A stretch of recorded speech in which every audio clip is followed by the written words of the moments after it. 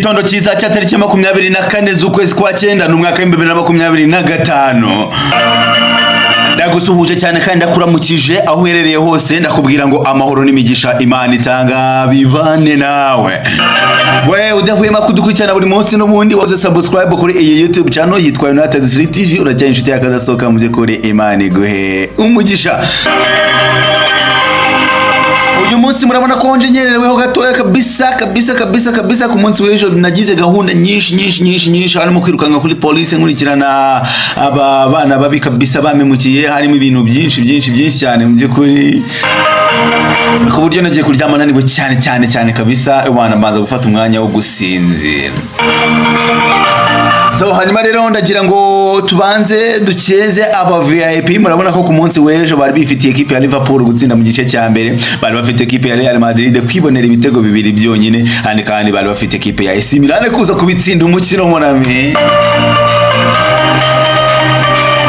Akubwira ngo wari ukumbuye sini ya papa, ubyangu byemere wari umwumbuye.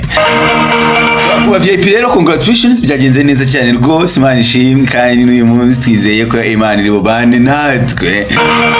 Turizere yuko uyu munsi biri bugende neza cyane kabisa, tukabasha kuba twibonera ewana ku mafaranga nanone.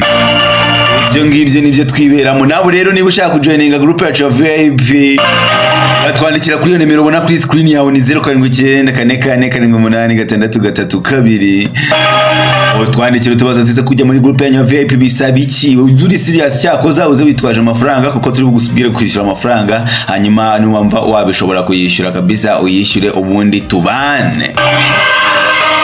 Kuwa gatatu waza tubaza kuri correct score. Uyu munsi dufite audition na 49 yizewe cyane.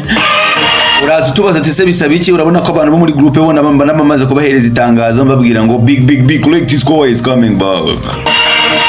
Ahangaha nkubwira ngo dufite amahirwe kubona ya audio yacu duhindura ubuzima, ifite audition na 49 kabisa, nawe wakuba n'amafaranga wifuza gushyiraho. Mbako iyo ngiyo abari odi nziza cyane 5 kuri 5. Reka tuve mu bya VIP na collect score n'ibiki byose, ibyo ngibyo turabiganira kuri WhatsApp. Tujye muri match day 1 Wednesday fixtures za Europa League. Europa League lelo uyu munsi equipe ya PAOK Thessalonike iraza kuba ikina na Maccabi Tel Aviv. Hanyuma amaze undi mukino nza kuza kuba ngusaba kuza kuba habonekamo ibitego 3, ni over ya 2 n'ibice 5. Undi mukino ni Midtjylland yo muri Denmark igomba kubikina n'ikipe ya Strom Girls kabisa, Strom Girls. Maze ubundi nza kuza kuba ngusaba equipe ya Midtjylland kuza kuba itsinde uyu mukino. Hanyuma Dinamo Zagreb igomba kubikina n'ikipe ya Fenerbahce, maze ubundi ndaza kugusaba Fenerbahce kuza kuba ibona igitego.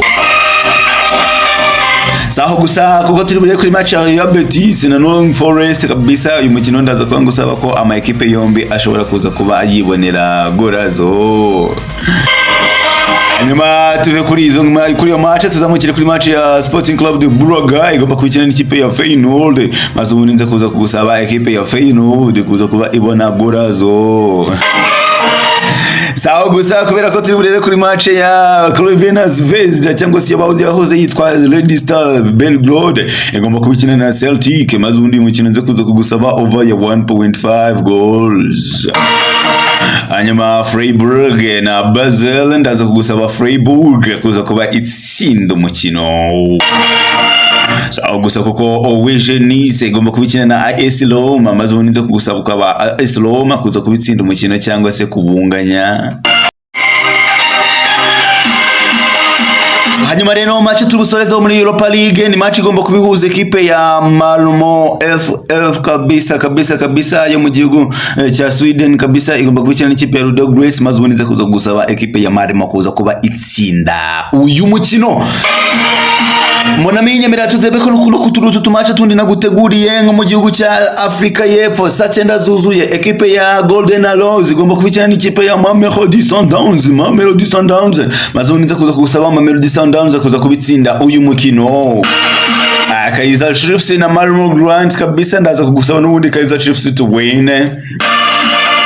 Umugana wa Afrika muri Champions League qualification kabisa, ekipe ya Stade d'Abidjan igomba kuba yakira ekipe ya Cote d'Or. Imatch umukino ubanza wabereye muri kabisa muri umukino ubanza ekipe ya Stade d'Abidjan yagiye gutsindira Cote d'Or mu rugo ibitego 2-0. So n'uyu munsi ndimo ndabona ekipe ya Stade d'Abidjan igomba gutsinda uyu mukino. Ekipe ya JS Kabylie muri championa ya Algeria Ligue 1 kabisa. Algeria Ligue 1 irakugira n'ikipe yitwa Mostaganem, mazobonetse kuza kugusaba JS Kabylie kubwi gutsinda uyu mukino. Muri English Football League mu gihugu cy'Ubwongereza, ekipe ya Manchester City igomba kuba yasuye ekipe ya Huddersfield Town, kaza kugusaba Manchester City gutsinda mu gice cya mbere. Hanyuma ekipe ya Povel igomba kuba ikina n'ikipe ya Arsenal, maze bonenze kuza kugusaba Arsenal kuza kubibona ibitego 2. Hanyuma rero monami ekipe ya Atletico Madrid na Rayo Vallecano niyo match dusorejeho, ariko kabisa iyi match ndakubwira noneho ko Atletico de Madrid igomba kubinyara mu isanzo ikabasha kuba yatsinda. Hanyuma monami ndagukunda cyane ko nawe wahisemo kudukunda, mu by'ukuri uri inshuti yakadasohoka, ariko ndakwibutsa ko kuwa gatatu tuba dufite collect score yizewe. Gatatu tuba dufite rwose iyo pari ifite uyu munsi dufite original 149 199, nawe yikube n'amafaranga ufite. Ako twandikire kuri iyo nimero tubaza tse kubona iyo pari ya collect score bisaba iki, ese ko ujya muri groupe ya VIP biransaba iki. Ayo kofi numvisha umuntu abagura kugira ngo ajye muri VIP naye ngana gute, kugira ngo ngutangire ujye wikorera ipari nk'izi ngizi, nawe tutangiye tugutunge mu bantu baba banezerewe cyane buri munsi. Aminda gukunda cyane, reka dusubire ku munsi w'ejo n'ubundi turakomereza kuri Europa League n'ubundi na Championnat ya Espagne n'ubundi byose tugenda tubinyuramo. Reka dusubire ku munsi w'ejo rero, Imana ibarinde cyane. Ciao mes amis.